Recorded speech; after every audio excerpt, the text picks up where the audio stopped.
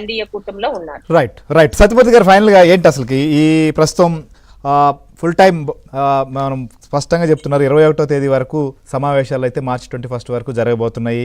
Budget కూడా ఉండబోతున్నటువంటి పరిస్థితుల్లో ఇంకోవైపు 60 రోజులకు సంబంధించినటువంటి నిబంధన కూడా ఉన్న నేపథ్యంలో సో వీళ్ళు వచ్చేటువంటి పరిస్థితి ఉందా ఖచ్చితంగా? లేకపోతే భానుప్రకాష్ రెడ్డి గారు అన్నారు తొందరలోనే ఉప ఎన్నికలు కూడా వచ్చే అవకాశం ఉంది, సున్నా వచ్చేటువంటి పరిణామాలు కూడా రాబోతున్నాయి అనేటువంటిది. సో అలాంటి పరిస్థితి ఉండబోతోందా? ఇక్కడ జగన్మోహన్ రెడ్డి డిక్లేర్ చేశాడు, ఇంకా నేను మళ్ళీ అసెంబ్లీకి రాను అని చెప్పేశాడు కాబట్టి ఇంకా మళ్ళీ వచ్చే అవకాశం అయితే లేదు. ఈ బడ్జెట్ సెషన్స్ లో మొన్న కూడా రారేమో అనుకున్నాం సార్, వచ్చారు కదా గవర్నర్ ప్రసంగం రోజు కూడా, అంత ముందు కూడా చెప్పారు కదా. అది ఏంటి అంటే జగన్మోహన్ రెడ్డి ఏదో ఒక విధంగా కాపాడుకుందాం. బై ఎలక్షన్లు జరిగితే ఈ 11 సీట్లలో 1 2 వచ్చేలాగా ఉన్నాయండి.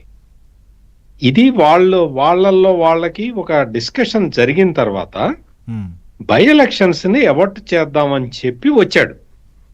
తీరా వచ్చిన తర్వాత ఇది కౌన్సిల్ అసెంబ్లీ జాయింట్ సెషన్ కాబట్టి దీన్ని సిట్టింగ్ కింద లెక్కేయరు అనేది జగన్మోహన్ రెడ్డి వచ్చిన తర్వాత జగన్మోహన్ రెడ్డికి తెలిసిన విషయం. దాంతో ఏమైంది అంటే ఇతను తొందరపడిపోయి నేను ఇంక రాను అని చెప్పేశాడు.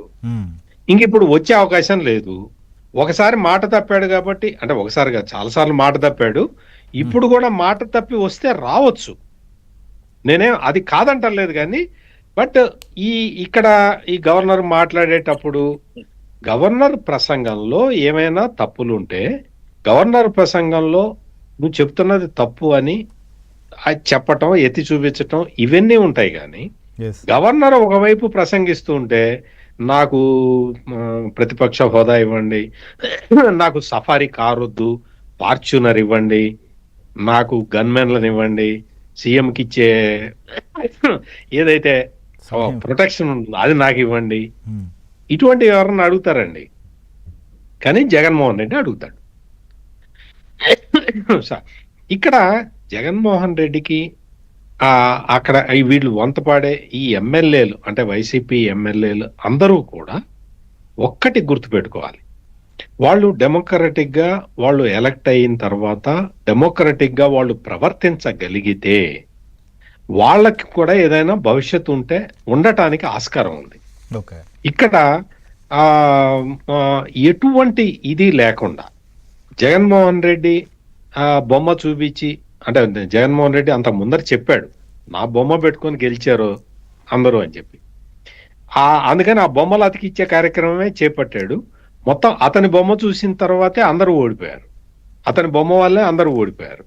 ఈ పరిస్థితులన్నీ కూడా ఒక పద్ధతి ప్రకారం చూసుకుంటే జగన్మోహన్ రెడ్డి ఆత్మ పరిశీలన చేసుకుంటాడు అని చాలా మంది అనుకున్నారు.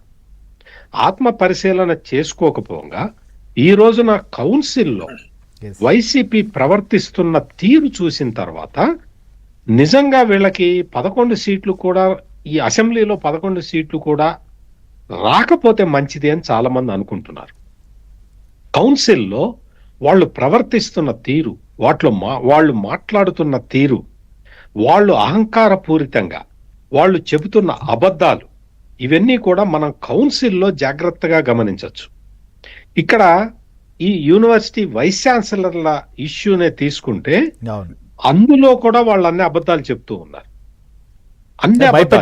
భయపెట్టి వాళ్ళ చేత రాజీనామాలు చేయించారు. ఎవరితోటి రాజీనామా చేయించారు, ఎవరిని భయపెట్టారు? నువ్వు పెట్టింది నీ కులం వాళ్ళని పెట్టావు, నీ మతం వాళ్ళని పెట్టావు వైస్ ఛాన్సలర్లుగా. ఎక్కడా కూడా ఎవరికి కూడా సరైన క్వాలిఫికేషన్ లేని వాళ్ళనే తీసుకొచ్చి పెట్టుకున్నావు.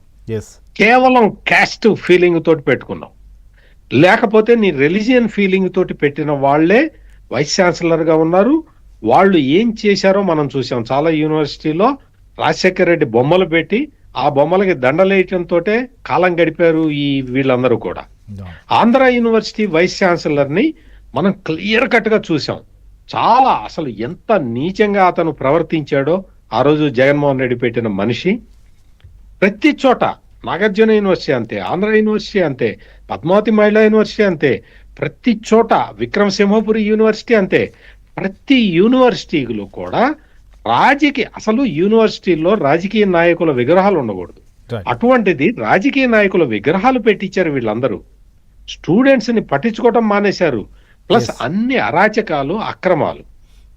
ఈ టైపులో ఇటువంటి పవిత్రమైన విశ్వవిద్యాలయాల్లో ఇటువంటి మనుషుల్ని పెట్టి వాటిని నిర్వీర్యం చేసిన ఈ వైఎస్ఆర్ కాంగ్రెస్ పార్టీ ఈ రోజున కౌన్సిల్లోకి వచ్చి వాళ్ళు మాట్లాడుతున్న మాటలు వింటే అండి చాలా నిజంగా బాధేస్తూ ఉంటుంది. రైట్. ఇటువంటివా మాట్లాడేది వీళ్ళకి ప్రజలు కరెక్ట్ గా 11 సీట్లు ఇవ్వటం అనేది చాలా ప్రజల కరెక్ట్ డెసిషన్ అనిపిస్తూ ఉంటుంది. ఎస్.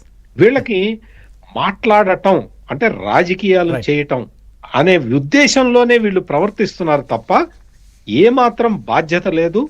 బాధ్యత ఫీల్ అయ్యే అవకాశం కూడా లేకుండా వీళ్ళ ప్రవర్తిస్తూ ఉన్నారు.